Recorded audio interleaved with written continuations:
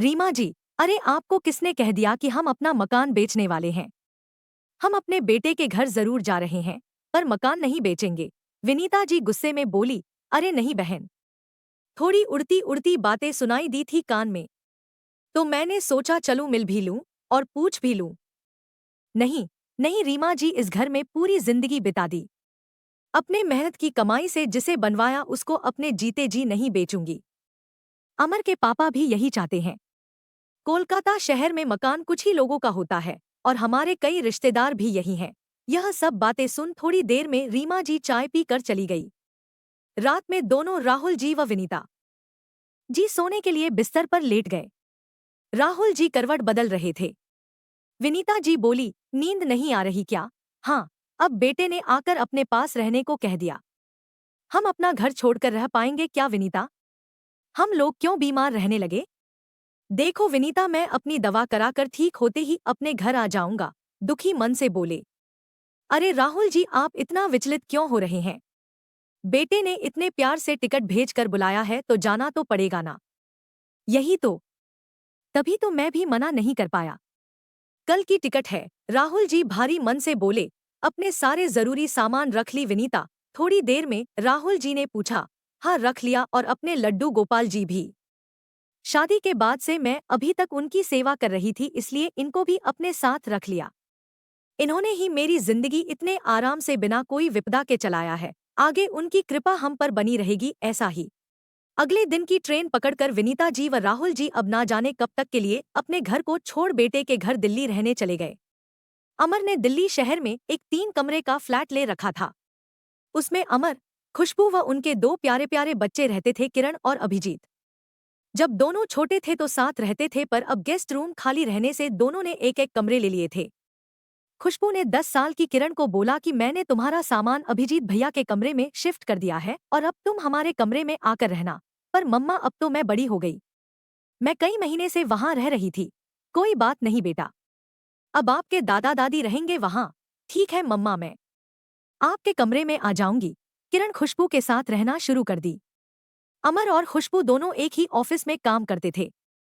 वह सुबह निकल जाते और शाम तक वापस आते। घर में काम वालों की कमी नहीं थी। सफाई, बर्तनों, खाने के लिए खुशबू ने कामवाली बाई लगा रखी थी। बेटा बहू के ऑफिस जाने से तथा बच्चों के स्कूल चले जाने से राहुल जी व विनीता जी को शुरू शुरू में तो ठीक लगा, पर कुछ दिनों बाद उन्हें अपने पड़ोसियों, घर तथा शहर की बहुत याद आने लगी। बड़े शहरों में लोग ज्यादा बिजी होने से आसपास के लोगों से मिलने नहीं आते। यहाँ यही लाइफस्टाइल है, अकेले रहना। बहुत ही खालीपन लगता था दोनों को। बेटे अमर को कुछ दिनों में उनकी मायूसी का अंदाजा हुआ। उसने बोला, आपकी उम्र के लोग नीचे सोसाइटी में सुबह टहलते हैं, आप लोग भी चले जाया करिए। अगले दिन से दोनों लोग वॉक पर जाने लगे। धीरे धीरे उनके दोस्त बनने लगे तथा उनका मन लगने लगा। एक दिन राहुल जी अपने कुछ दोस्तों को लेकर घर आ गए। अमर घर से ही ऑफिस का काम कर रहा था। उसने देखा कई लोगों को पापा लेकर आ गए घर में, और सब बहुत ही शोरगुल कर रहे थे, जिससे उसको ऑफिस के काम में तथा बच्चों की ऑनलाइन पढ़ाई जो चल रही थी उसमें दिक्कत होने लगी। उसे यह बिल्कुल भी अच्छा नहीं लगा। 3-4 बार ऐसे और होते ही उसने पापा से बोल दिया, पापा आप इन लोगों से नीचे ही मिल लिया करें, ऊपर लाने की कोई जरूरत नहीं। यहाँ कोई किसी को अपने घर नहीं बुलाता, पर बेटा अब ऐसे ही तो हमारा समय बीतेगा। जब हम उन्हें बुलाएंगे तभी तो वह हमें बुलाएंगे। नहीं पापा, यह सब छोटे शहर में ही होता है, बड़े शहरों में लोग अपने काम से काम रखते हैं। वैसे भी कोलकाता में आसपास सारे अपने रिश्तेदार होने से वह अक्सर आकर मिल लिया करते थे। आपको लोगों से जितना मिलना है आप नीचे ही मिले या फोन पर बात कर लिया करिए। अमर इस तरह से उखड़ कर बोला। राहुल जी व विनीता जी को बिल्कुल भी अच्छा नहीं लगा। उस रात वह दोनों ठीक से सो नहीं पाए। उन्हें लग रहा था कि उन्होंने यहाँ रहने का सोच के कुछ गलत तो नहीं किया। उनका मन किया कि जल्द अपने घर चले जाएं, पर सोचा कि अभी कहेंगे तो बेटे को बुरा लगेगा। विनीता जी का भी मन नहीं लगने लगा। ना करने को कोई काम, ना किसी से मिलना जुलना, बस फोन पर ही अपने रिश्तेदारों और दोस्तों से बातों में लगी रहती। एक दिन फोन पर बात कर रही थी, तभी खुशबू ने सुन लिया। बाद में उसने भी टोकते हुए बोली, मेरी घर की बात आप किसी को भी ना बताया करें। विनीता जी भी मायूस रह गई। बहुत बंधापन व अनजानापन लगने लगा था उस घर में। ऐसा लगा कि सारी खूब सुख सुविधा तो है, पर अपनी इच्छाओं पर किसी ने लगाम लगा दिया हो। तभी एक दिन लैंडलाइन पर कोलकाता जहां उनका घर था वहां से फोन आया। सौभाग्य से अमर के व्यस्त होने से राहुल जी ने फोन उठा लिया। फोन करने वाले ने बताया कि मैं प्रॉपर्टी डीलर बोल रहा हूं। आपके मकान के बहुत अच्छे दाम मिल रहे हैं। अमर जी, मैं राहुल बोल रहा हूं, अमर के पापा ने बोला। प्रॉपर्टी डीलर बोला, मुझे अमर जी से बात करनी है। राहुल जी बोले, कौन से मकान की बात कर रहे हो? अरे जो दमदम कोलकाता पर है। अमर जी ने बोला था कस्टमर ढूंढने के लिए। बहुत ही मोटी पार्टी मिली है। सुनते ही राहुल जी को मानो काटो तो खून नहीं। उनकी जान बसती थी उस मकान में। उन्होंने तुरंत गुस्से से तेज आवाज में बोला, नहीं हमें कोई मकान नहीं बेचना, समझे आप, कह फोन काट दिया। उनकी तेज आवाज से अमर और विनीता जी दौड़ते हुए आए। क्या हुआ पापा? राहुल जी की सांस फूलने लगी। वह वहीं निठाल सोफे पर होकर बैठ गए। बताइए किसका फोन था पापा? अमर भी घबराहट में प्रश्न पर प्रश्न किए जा रहा था। विनीता जी दौड़ के पानी लेने गई। पानी पीने के बाद राहुल जी ने अपने को संभाला। पापा कैसी तबीयत है? राहुल जी थोड़ी देर बाद गहरी सांस लेते हुए बोला, मैं बिल्कुल ठीक हूँ। पापा किसका फोन था? प्रॉपर्टी डीलर का। मकान बेचने को तुमने बोला है?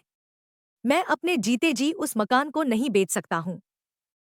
मुझे अब जाना है अपने घर। बेटा हमारा टिकट करवा दो। विनीता जी भी बोली, हाँ बेटा, कई महीने हो गए, कुछ दिन वहां पर भी रहा है। तेरे पापा की तबीयत भी दवा से बहुत बेहतर हो गई है। अब हमें जाने दे। अमर ने कहा, आप लोग यही रहिए, कहीं भी जाने की जरूरत नहीं है। नहीं बेटा, फिर आएंगे, अभी हमें जाना है, कह राहुल जी और विनीता जी के आंखों में आंसू आ गए। अरे पापा मम्मी, आप लोग इतने उदास मत होइए, मैं आज ही आपका टिकट करा देता हूँ। मुझे लगा अब हम लोग साथ ही रहेंगे तो वह मकान बेच दूं। अमर अपनी बात की सफाई देते हुए बोला। राहुल जी फिर गुस्से से बोले, मुझसे पूछे ही बिना, क्या तुम्हें एक बार भी नहीं लगा कि अपने पापा से पूछ ले? पापा के इस भाव को देखकर अमर को अपनी गलती का एहसास हुआ। उसने बोला, माफ कर दीजिएगा पापा, मुझसे बड़ी गलती हो गई है। राहुल जी बोले, वह मेरी और तेरी माँ की खून पसीने की कमाई का बना हमारा एक खूबसूरत सपना है। उसे तुम हमारे मरने के बाद ही बेचना, अभी नहीं, समझा तुम? अमर आंखों में आंसू लेकर गिड़गिड़ाते हुए पापा के पैरों पर आ गया था। फिर बोला, माफ कर दीजिए पापा, आगे से ऐसी गलती कभी नहीं करूंगा। ठीक है बेटा, पर अभी तो हमें जाना है, हमें अपने घर की याद आ रही है। अमर ने अगले हफ्ते का उनका कोलकाता जाने का टिकट करा दिया। आज दोनों पति पत्नी बहुत ही खुश थे।